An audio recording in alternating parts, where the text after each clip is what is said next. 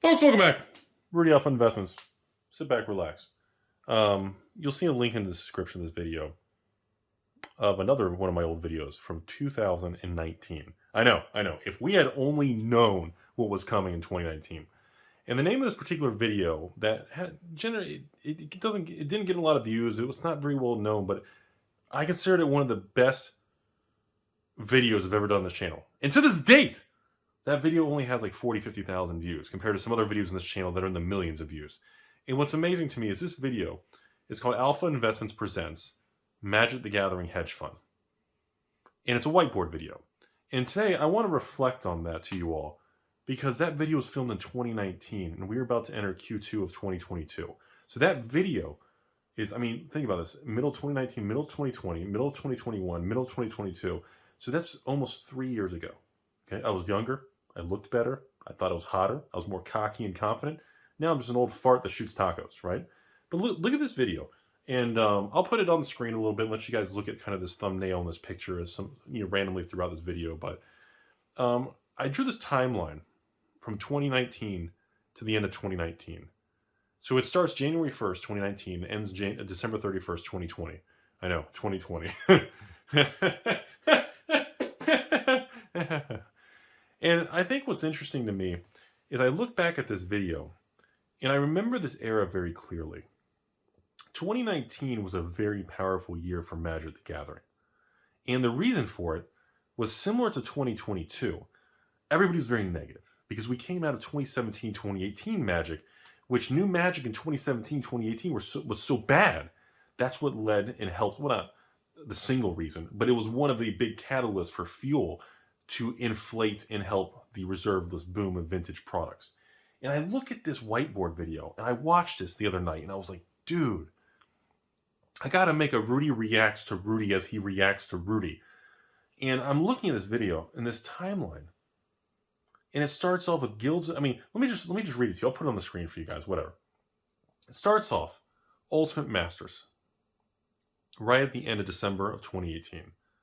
Anybody remember that time? That was a December product.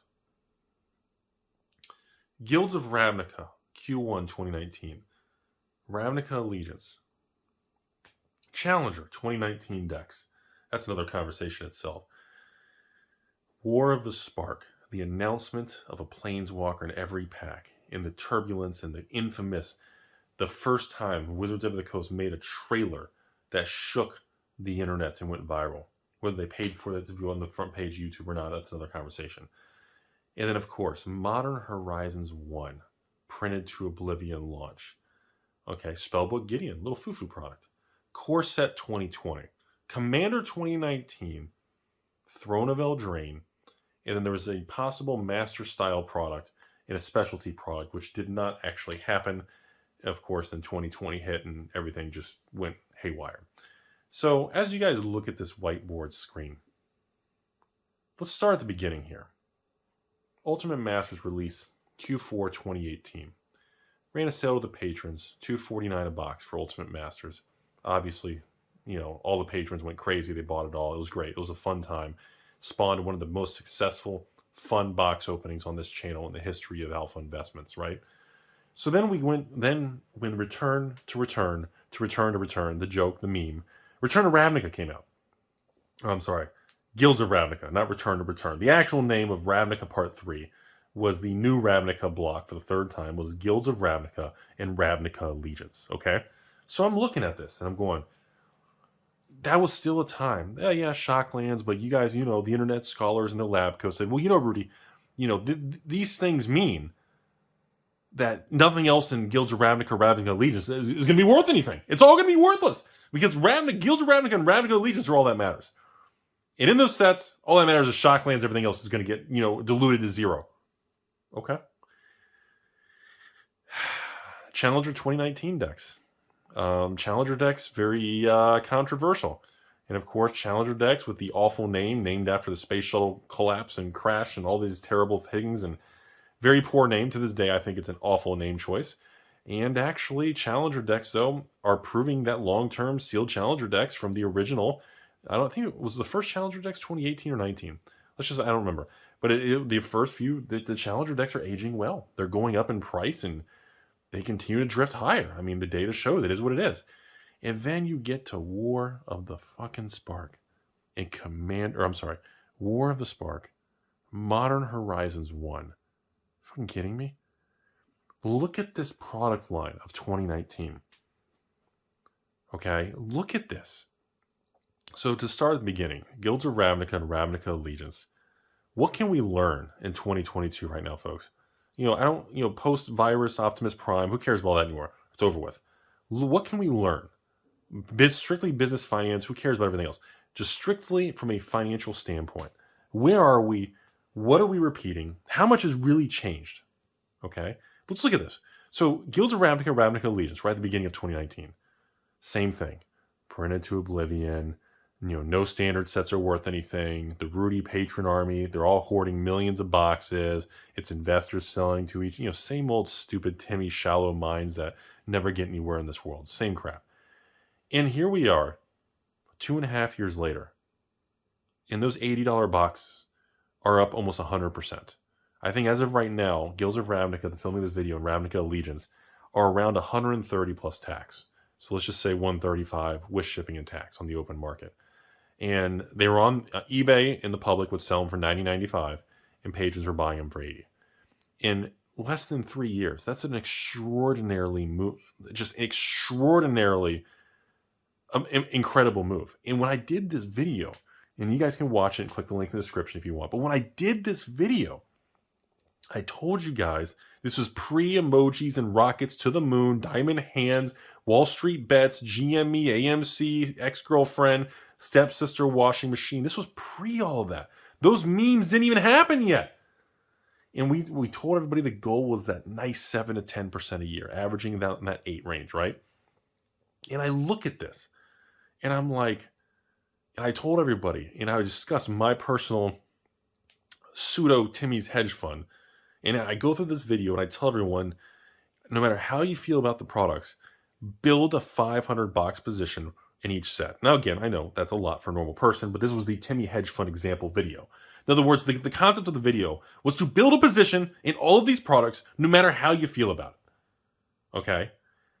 And of course, people laughed at me and, stupid, blah, blah, blah.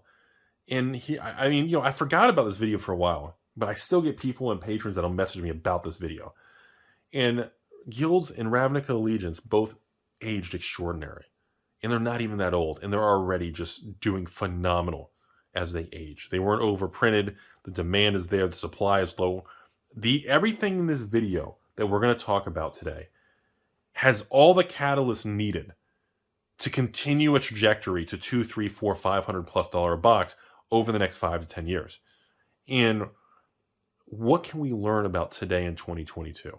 The biggest difference is this was not at the flashy era. This was still technically the ends of the bronze era. You can see Throne of Eldraine there at the end of 2019 was technically the first set of the flashy era with collector boxes. Set boxes still didn't even come out till 2020, okay, with the Zendikar. So let's move on. War of the Spark, same thing. Everybody, same garbage. Typical negative BS, stupid, holding you back garbage attitudes of overprinting, blah, blah, blah. The War of the Sparks everywhere, printed to oblivion, all this stupid shit, right? And here we are, War of the Spark, even performing even better than Ravnica. It doesn't even have Shocklands. Has a bunch of powerful cards. It's a very iconic piece of Magic history.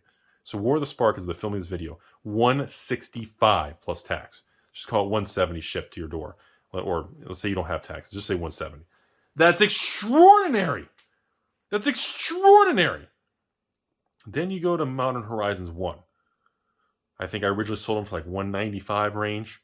And then when we got multiple reprints in 2020, I know 2020 people couldn't really spend. Then the price dropped. And at the low, there was a 3-4 month window.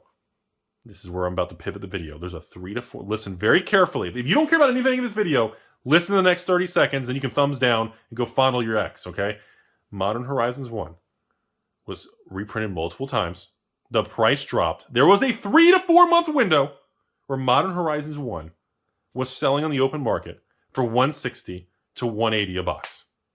Because it was reprinted like 2-3 times and everybody lost confidence. And I screamed and read on the stupid YouTube channel for years about how Modern Horizons 1 is one of the most infamous Magic sets in modern history. Okay? Here we are, 2 years later. Modern Horizons 1 is $300 a box. And all signs point this bad boy is going to go to 500 plus. Okay? So think about what I just said. There was a couple month window when all hope was lost, everything was dirt cheap. Okay? Think about that. Now we're in 2022.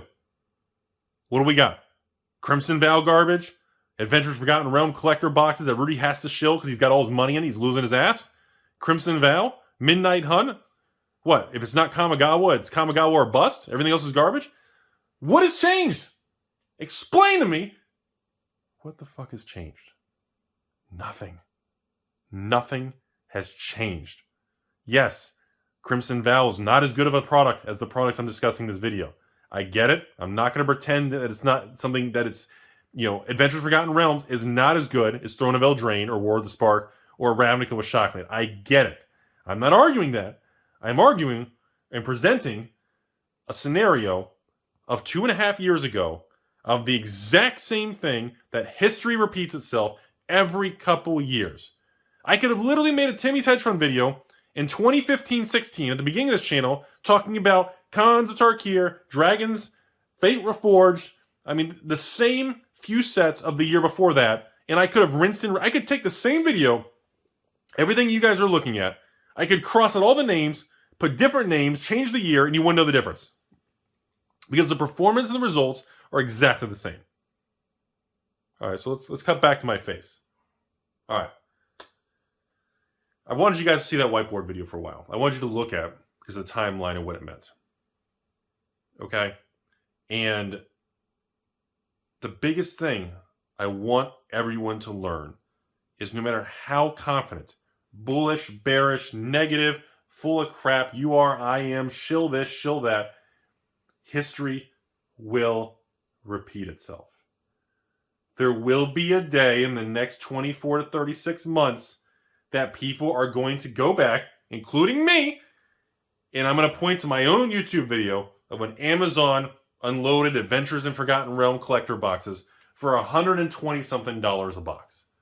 There will be a day this exact same rinse, repeat, and repeat story repeats for the 100th time. And today's products are no different. Time Spiral will go to 500.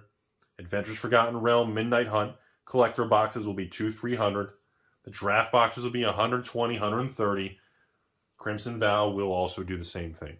Because all that's going to happen with Crimson Vow is it's going to go out of print early, and Wizards is going to cut some of the supply, which is going to accelerate the shifting of people's attitude towards the product. And I want people to know we've been doing this for years, and it's hilarious to look back at a video from 2019. I mean, even Throne of Eldraine. That's become like a nostalgic special item in product for people now. Like, Throne of Eldraine is considered a rare... Oh my god, you guys remember and it feels like yesterday. Modern Horizons 1 feels like yesterday. Oh, Rudy, Modern Horizon. What? When did that become $300 a box? And the problem is people just don't... They are so led by this short-term swipe on your phone, hold your addiction to social media, and thumbs up, retweet, Silk Road your ex, washing machine. People just don't... There's just no patience. Before I end the video, you can apply this exact video in the hedge fund Timmy thing to Pokemon, Metazoo. Let's get some thumbs down, otherwise people won't thumbs down this video. Flesh and Blood, Weiss, and every other card game out there. There's really not much difference. But every year, new people come to the market, and they say the same thing that everybody else the previous year who left the market say. And that is, oh no, easy money for me, no opportunity, same old stuff.